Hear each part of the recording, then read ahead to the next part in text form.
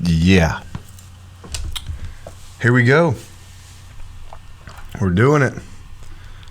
We're doing it right. It's the Barn Barrel. It's the Barn Barrel 11. And we up in this mother. Maybe I'm just too short. Or maybe I'm just too tall. I don't know. I mean, those weren't the best lyrics, like for me to come up with right there, like with that opportunity. But there's nobody home. I will tell you that they deleted the first 30 seconds of my podcast, my last one. Those sons of bitches. You know? Like, who are they to do such a thing? Welcome to the Barn Barrel 11. We up in here. Now I'm going to go ahead and forewarn you. It's going to be a longer podcast than it is a video. Again. Mainly because I'm on fire this morning. Meaning that, like, I have a burning fire in my chest, but I'm pretty sure it has to do with the salsa that I ate last night. But also I'm motivated. So not only do I need a Tums, I need an outlet to let this shit rip. So here we are, the Barn Barrel 11. We're going to go over a little bit of the day's history. Two notable things today for me. Basically it. Let's scroll through the whole list. Started at 426 BC. Uninterested in most all of it, as you are usually if you watch my podcasts. But one thing I found that was of interest to me is Emperor Norton. I don't know if you know who Emperor Norton is, but he's a big deal. Let me just scroll on down Emperor Norton right here. 1859, on this day, October 12th, 1859, self-proclaimed Emperor of USA, Emperor Norton, issues, I don't know how to say this word. It's E-D-I-C-T. I'm assuming it's edict, or he issues edict. He issues a dick, abolishing the U.S. Congress. And when I read that, I was like, hold up. That's a little different. That's a little strange. So I looked him up. I looked him up. Emperor Norton, had no idea he existed. So apparently Joshua Abraham Norton, February 4th, 1818, who died January 8th, 1880, known as Emperor Norton, he was a resident of San Francisco, California, and 1859 proclaimed himself as the Emperor of the United States of America. 1863, after Napoleon invaded Mexico, he took the secondary title of Protector of Mexico. He was born in England. Spent most of his life in South Africa, and 1845 he ended up in Boston. 1846 he ended up in Liverpool or some shit. And then San Francisco in 1849. I probably fucked that all up because I can't read and talk at the same time. But bottom line is he ended up in San Francisco, California in 1849. Think about that. They didn't really have planes flying around back then. See what I'm saying? So him over taking boats everywhere. Just chilling. Taking rides from England to South Africa to Boston to San Francisco. That's a long haul, Jack. With no, Toyota Corolla or a Camry or something. Plane. This is a long haul. But anyways, apparently this dude right here, he was a successful whatever commodities trader and a real estate speculator. He was financially ruined during a failed bid to some corners, but whatever the fuck. I'm going to get to the meat and the potatoes here, all right? Bottom line is that in 1859, he laid claim to the position of Emperor of the United States, and he received many favors from the city. Merchants also capitalized on his notoriety by selling souvenirs bearing his name. San Francisco lived off of Emperor Norton. Norton's biographer, William Drury, wrote, "Not Norton off San Francisco." I had no fucking clue what that means. Anyways, he had no formal political power. None. Zero, none. And he was treated differently in San Francisco, and currency issued in his name was honored at the establishments that this motherfucker frequented. Oh, Joshua Abraham Norton. They considered him insane and erratic, but citizens of San Francisco celebrated his imperial presence and his proclamations, such as his order that the United States Congress be dissolved by force, and his numerous decrees calling for the construction of a bridge and tunnel crossing the San Francisco Bay. Who gives a fuck? The fact is, he said he was the Emperor of the United States, so it caught my eye, and I was like, just Googled him, and then I found out that he had a shitload of followers. 10,000. That'd have got him monetized on Facebook. Moving right along.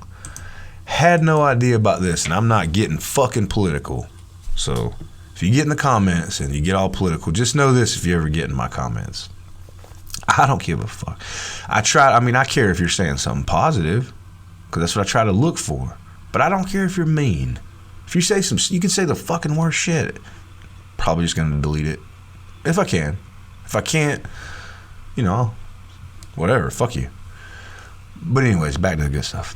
So on this day, in history, let's see, 1879, October 12th, 1879, the British troops occupy Kabul, Afghanistan. So I'm thinking to myself, right when I saw that, what? Do what? What do you mean? What has happened here, right? And then I found out that this is the second Anglo-Afghan War. I didn't read about the first one. I just know about the second one here. And I guess the Afghan Wars, the Anglo-Afghan Wars, whatever, also called the Afghan Wars, were three different conflicts: 1839 to 1940, or 1842, 1878 to 1880, and then 1990. This is your history lesson. Pay attention. It's interesting. The first war is in 1816, right? Great Britain and Russia maneuvering for influence in Afghanistan. Have no clue why. Not going to research it. I just find it interesting that that's what they were doing all the way back then. Second war of that bad boy was like, hold on, let's get down here. November 1875 is when, or whatever, is when it started or whatever.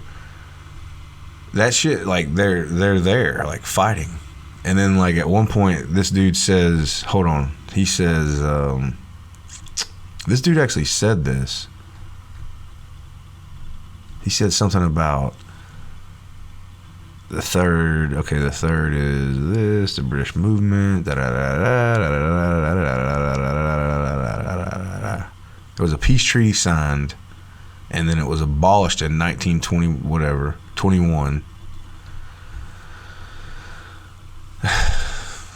What I'm saying is to you that people have been fucking with Afghanistan for a while, and it was described all the way back then as a pipkin, an earthen pipkin between two metal pots, and an earthen pipkin is just a pottery pot. So they were saying back then, that's crazy. History doeseth, repeateth itself. Turn that shit off. Let's get done with that. Let's get out of here. Let's close out the on this day bullshit and keep it rolling. At 10 minutes in here, we get 20 more minutes of good quality video of my pretty face, and then we'll just go on the audio as long as we want to. It's early in the morning. It's 6:16 a.m. on the 12th of October. What the fuck am I doing here? Well, I couldn't sleep last night. You know what I'm saying? I couldn't sleep last night. I went to bed a little early. Then I woke up a couple times and then ended up going back to sleep again and then waking up at 2. I was supposed to do a live last night and like give away some tickets to some shows, but my shows are so far away. I'll still give away some tickets. I'll do it today. Was gonna give away do like a commercial for somebody. I wanted to support a small business. I think I still will, obviously today. I just didn't do it last night because you know what? I didn't feel like it. I didn't feel like it. I mean, I wanted to do it, but then I had some other shit going on, and I was like, I'm not, in the mood to go live. It's weird to go live when you're in a bad mood. It's like doing a podcast. Like you can tell some of these podcasts that I've done, I'm like in a weird mood. I'm in a weird mood now, but I'm okay. Everything's fine and lovely and stupendous and spectacular and miraculous and just amazing. I wanted to make the podcast today about social media and how we freak out on that shit.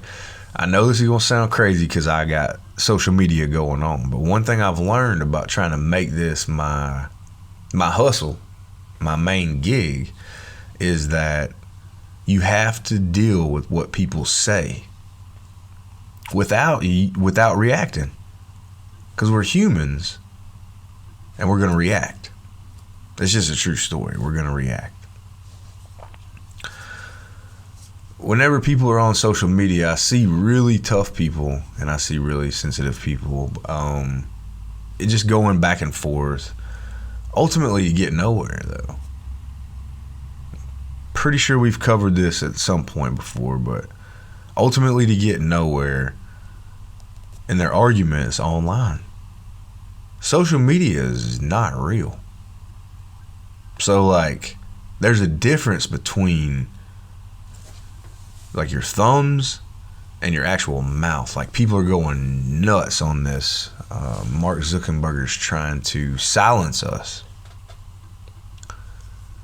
And I try not to be like that dude that steps in and be like, hey, because I don't really, I work for Facebook now, for my money, 1099, and had to put up certain content, which I'm failing at miserably right now, which is okay with me. But I have to play by the rules of their, they can't come into my shop here, into my studio back here, or anything like that and just do whatever they want, because it's mine. And so they have rules. And I'm not trying to talk you down off of getting a 30-day ban. Do whatever the fuck you want. But I'm trying to encourage you to stop using energy. You only get so much of it from the time you wake up until the time you go to bed. Stop using that shit on Facebook. You see, I said that. I tried to say face, then I switched it in the middle and said Facebook. It's fake book. It does pay the bills sometimes, not all the time. They constantly demonetize my shit. They'll do it every other month. I'll get a paycheck. I'm like that. But it's their area. So I see people in the comments or posting stuff up, and I'm not shaming any motherfucker that does this shit. I complain about a lot of things. I still complaining right now, technically. But the things that people do on social media is not real. It seems like if you take social media out of the equation, you just get regular old life. It's just regular old life. And now you need social media to be connected and stuff like that, because that's what's happening nowadays. If you're not connected, you don't feel, good about things. Facebook showed you the other day just how much you yearn to be connected. When they disconnected your ass and my ass, I felt the same way. I'm not talking above you. I'm a regular old Joe out here figuring it out, just like everybody else. And I was like, holy shitballs, I'm glad I kept my tools. I'm glad I kept my tools in that moment because I was like, well, I'm going to go back to work because Facebook is done. I didn't know what the fuck was happening. Getting all sidetracked and cattywampus over here. But bottom line is, we get into these heated battles when it's just words. Like Facebook not being real and us putting actual energies into arguing and beliefs from there is not the way to go. It's not the way to live your life. Again, coming from a guy who makes his money off Facebook, just know that at any given time, heaven forbid, that's so I would say that, right? But at any given time, if I had to go back to work, I would fucking go back to work. Anybody would in their right mind. It's like that spider web thing I was talking about the other day. If I want to eat, I'll build that fucking web back. Some asshole knocks it down. It's their domain, meaning that stop getting on there. Your freedoms aren't gone as far as speech. They're trying to do things, and they're using the power of social media, the power of the web, something that we enjoy, against us. They're saying all these things, and it feeds us as humans, and then we react immediately, and we start freaking out or going with this person's opinion and that person's opinion, and then like canceled, people getting canceled. Oh, John Gruden got canceled. Said some fucked up shit in his emails. What's made me, he was wrong for a lot of that stuff. There is none of that. Well, it was 10 years ago. I mean, he did it for like 7 years, so that was like, that is what it is. But I have my entire life up until, I don't know,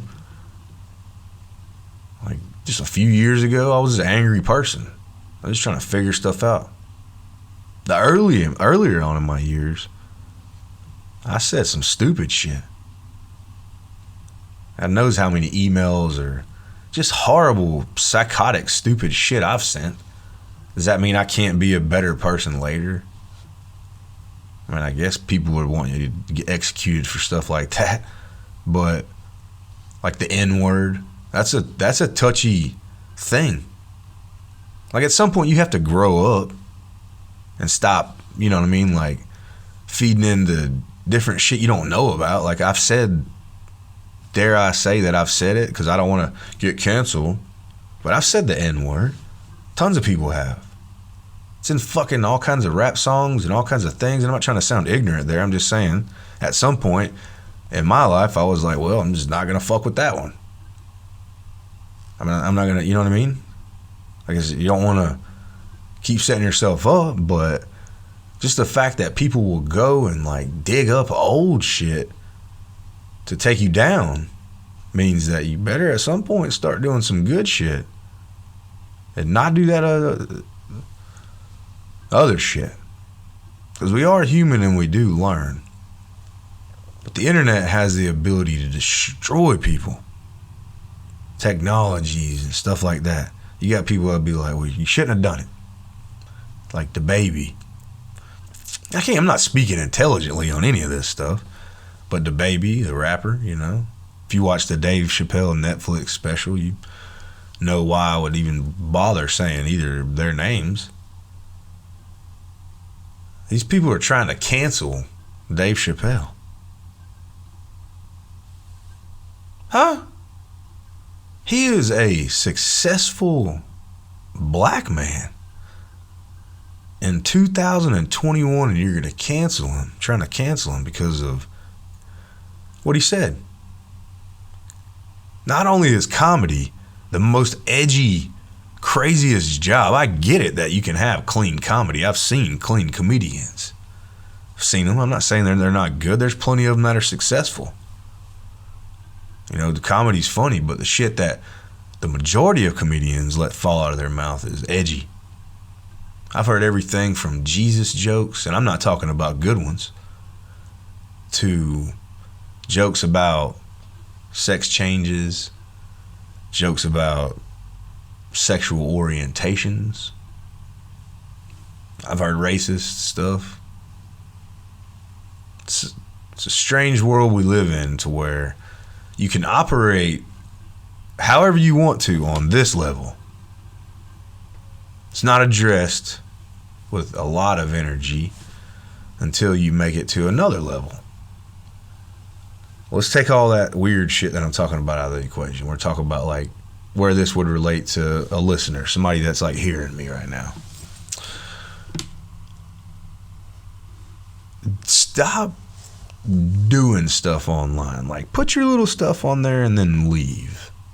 Like, if you can't decipher through the bullshit, if you can't stop reacting to people and their garbage and letting it get into your head and just letting it pile, your head is not a fucking dump. It's not just a dump where people are just allowed to come throw their shit. Don't let it be. Put a gate up around your lawn, your head. But don't keep feeding in the garbage. Some things that happen in this world, like, we don't need to see or hear so much of it. Bad things happen. It's a known fucking fact. But it seems like because of social media, they stockpile the garbage shit in our fucking heads. And in turn, we react as humans, not knowing what to do, because we're only doing with what's around us. True story. If this was 1901, we wouldn't be having this conversation. Not that that's relevant to anything other than that there's no technology back then to let us have this conversation. There's no technology for cell phones for people to record stuff and to email and talk and, you know, and to go play your music and get up there and say stuff. This is all evolution of us as humans that we're adjusting to along the way, right? I'm not saying that you should just be able to say whatever the fuck you want, wherever you want. You should be able to say whatever you want. But you should know yourself upon saying whatever you want, when and when not to say something. And if you're going to choose to say it,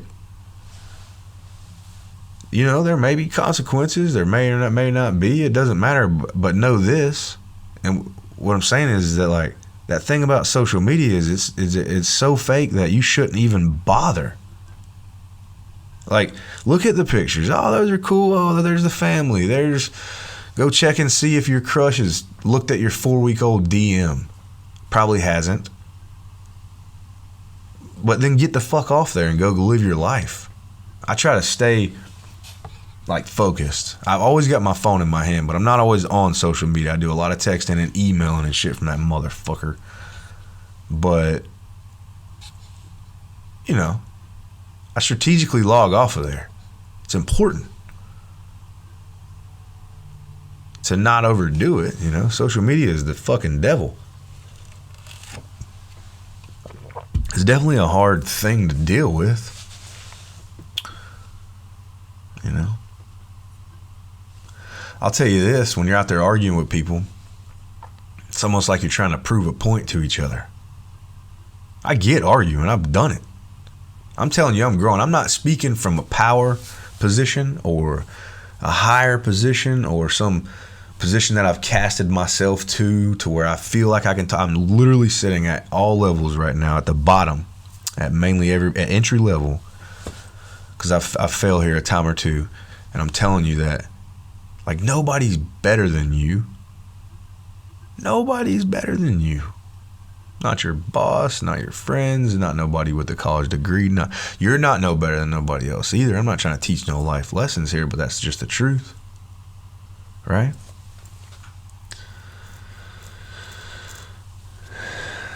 People may be a little bit further along than you financially. They may be,